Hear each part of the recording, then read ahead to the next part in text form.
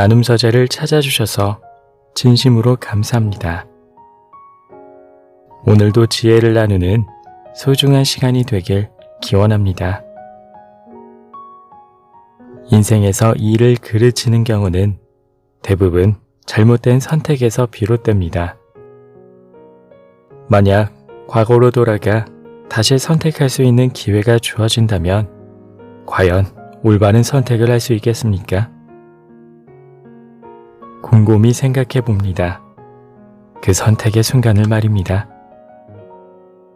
좀 더 나은 선택을 하기 위해서 가장 필요한 것은 냉철하게 판단할 수 있는 차가운 이성입니다. 흥분된 상태에서 때론 극도로 화가 치민 상태로 내린 결론은 또다시 잘못된 선택일 게 분명합니다. 그러니 지나간 과거의 선택을 후회하기에 앞서 냉철하지 못했던 자신을 반성하는 것이 먼저입니다.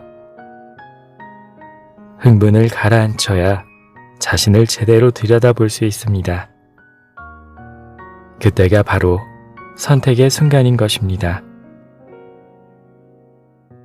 오늘은 이와 관련된 생각 나눔과 함께 책 50에 읽는 노자에 실려있는 이야기를 들려드리겠습니다.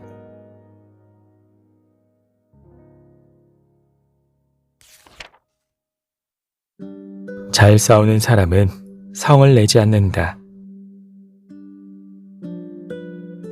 훌륭한 무사는 무용을 드러내지 않고 잘 싸우는 사람은 성내지 않는다. 선위자 불무, 선전자 불로. 인생의 결정적인 순간에선 가진 걸 모두 걸고 승부수를 던지는 결단이 필요하기도 하다. 그러나 그런 승부수가 통하려면 태산처럼 장중하고 얼음장처럼 차가운 기질을 가지고 있어야 한다. 그래야 어지간한 변수가 생겨도 흔들리지 않을 수 있고 끝까지 목표에 집중할 수 있다. 냉정한 승부사 기질. 지난 날을 돌아볼 때 내겐 그런 게 부족했던 것 같다. 내 성격은 좋게 말하면 인정 많고 나쁘게 말하면 물러터진 유형이었다. 지인의 청탁을 받았을 때 딱 부러지게 안 된다고 말하지 못하는 성격이다 보니 금전적 손실을 보기도 했고 예기치 않게 일이 어긋나 곤란한 일을 당하기도 했다. 요즘의 나는 조금 다르다. 부탁을 거절할 줄도 안다. 출판사에서 원고 청탁을 받을 때 예전 같으면 무조건 받았을 텐데 요즘은 가려받는다. 내 체력과 형편에 따라 기한 내에 쓸 수 없다고 판단되면 정중하게 사양한다. 미안한 마음이 들기도 하고 기회를 놓치는 것 같아 아쉬운 마음이 들기도 하지만 그래도 나중에 후회하는 것보다 낫다는 게 내 생각이다. 지인들의 모임 초대에도 무조건 응하기만 하지 않는다. 예전에는 초대에 응하지 않으면 인간관계의 마이너스 요인이 되는 것 같아 이유를 불문하고 참석했는데 요즘에는 그런 계산을 하지 않는다. 마음이 내키지 않는 자리는 아무리 좋은 모임이라도 발걸음을 하지 않는다. 노자보다 먼저 접했던 장자가 큰 도움이 되었다. 특히 달생에 나오는 목계에 관한 우화를 읽은 후 깨달은 바가 무척 컸다. 투계를 좋아하는 왕이 어느 날 기성자라는 조련사에게 최고의 싸움닭을 만들어 달라고 부탁했다. 열흘 후 왕이 물었다. 닭이 이제 싸울 수 있겠는가? 기성자가 아뢰었다. 아직 안 됩니다. 강하긴 하지만 교만합니다. 허세를 부리면서 제 입만 믿습니다. 다시 열흘이 지나 왕이 기성자에게 물었다. 이제는 다 되었는가? 그러자 기성자는 말했다. 아직도 아닙니다. 교만함은 많이 줄었지만 너무 조급해 진중함이 없습니다. 다른 닭을 보거나 울음소리만 들어도 당장 덤벼들 것처럼 합니다. 또다시 열흘이 지났을 때 왕이 다 되었냐며 재차 물었다. 하지만 기성자는 이번에도 말했다. 아직도 안 됩니다. 눈초리가 너무 공격적이어서 최고의 투개는 아닙니다. 또 열흘이 지나 40일째 되는 날 왕이 묻자 기성자는 이제 된 것 같다며 말했다. 다른 닭이 소리를 질러대고 도전해도 움직이지 않아 마치 나무로 만든 닭 같습니다. 싸움닭으로서 최고의 덕이 갖춰졌습니다. 그 모습을 보면 어떤 닭도 감히 덤비지 못하고 도망칠 것입니다. 묵계는 냉정한 승부사를 상징한다. 어느 분야에서든 경지에 이른 사람은 힘을 함부로 뽐내지 않는다.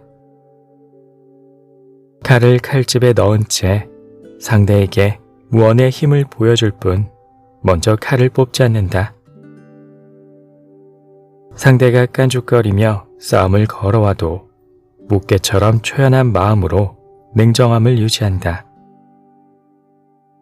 이병철 회장은 아들 이건희 삼성전자 회장이 그룹 부회장으로 승진한 다음 날 아들을 집무실로 불러 묵계 그림을 선물했다.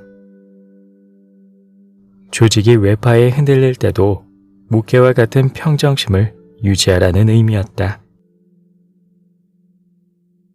노자는 말한다.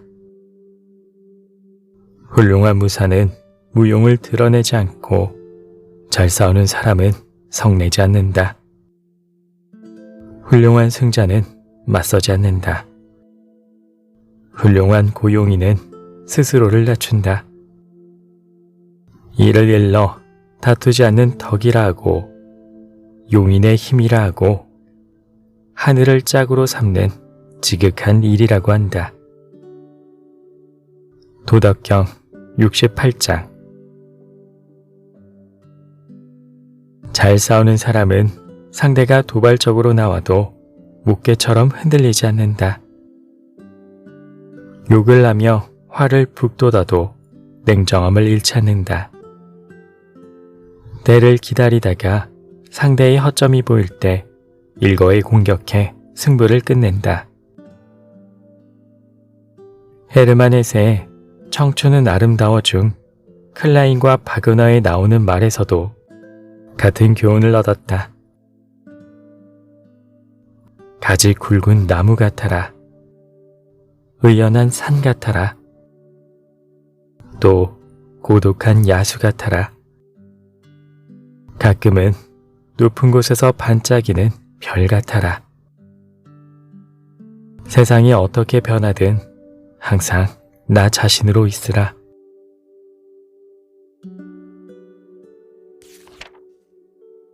제갈량을 꺾은 사마이의 승부사 기질.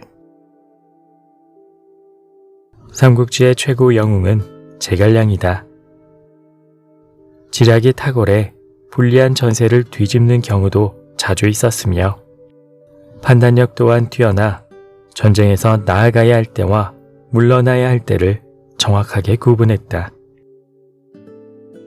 그러나 삼국지에서 최종 승자는 제갈량이 아니라 사마이였다.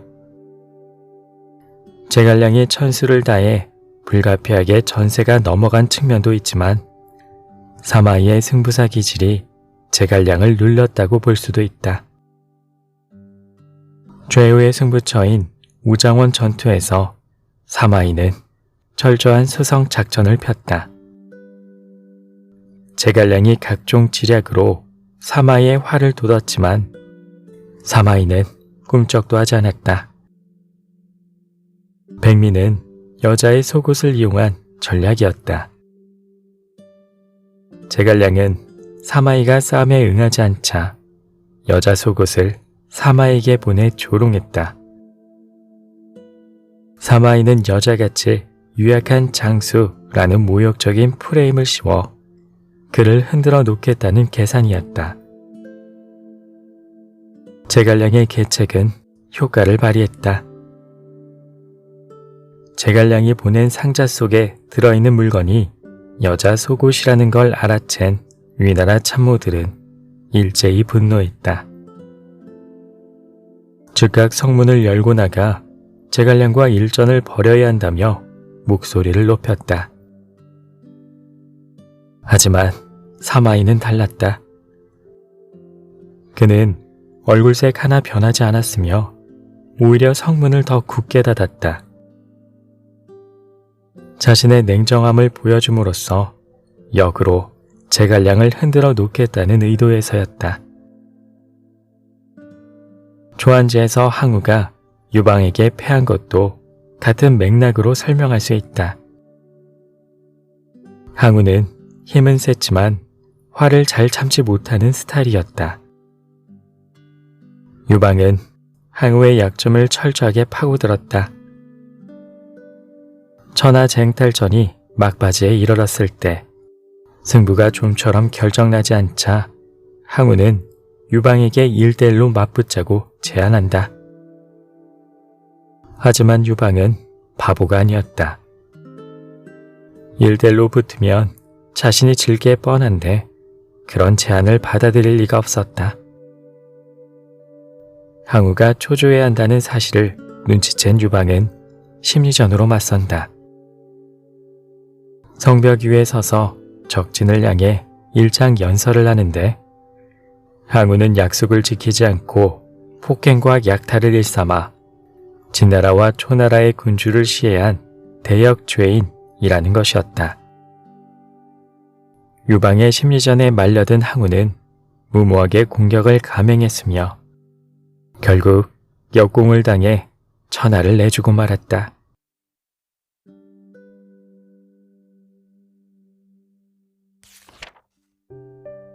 이야기 잘 들으셨나요? 따스한 정이 넘치는 인생을 사는 것이 맞지만 중요한 순간에는 냉철하게 생각할 수 있어야 합니다. 차가운 머리와 따뜻한 마음으로 살아가십시오. 끝까지 함께 해주셔서 감사합니다.